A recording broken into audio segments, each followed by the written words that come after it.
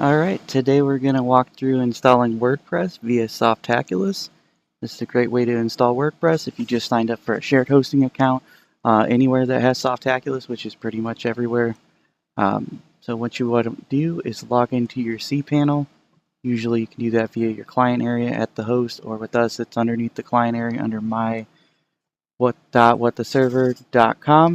And then once you get logged into the cPanel via your client area, you can scroll down, you look for the Softaculous apps installer, and then you would want to select the WordPress icon. So we're going to go ahead and do a walkthrough of installing WordPress. So what you can do is just click on Install Now. Then you just select the HTTP or HTTPS. If you prefer that it has the www in front of it, you can do that. It's definitely not required. And then what you're going to do is pick the domain that you want to do that on. And in this case, we're going to do it on one of my sample domains that we have here. And what this does is you can either choose a subdomain or a domain.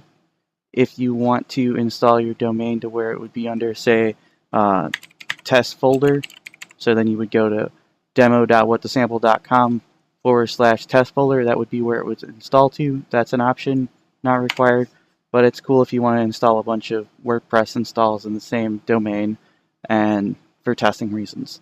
So then what you do is you just name your site, like my demo blog, and I'll just leave that how it is. And then here you can just simply set your password that you prefer and your email account for the admin email. In this case, we're just going to leave those there.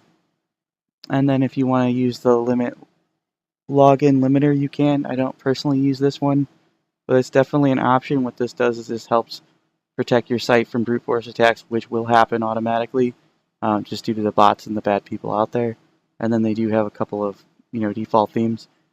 You don't really have to do much besides choose where you want it to go and put in your desired password.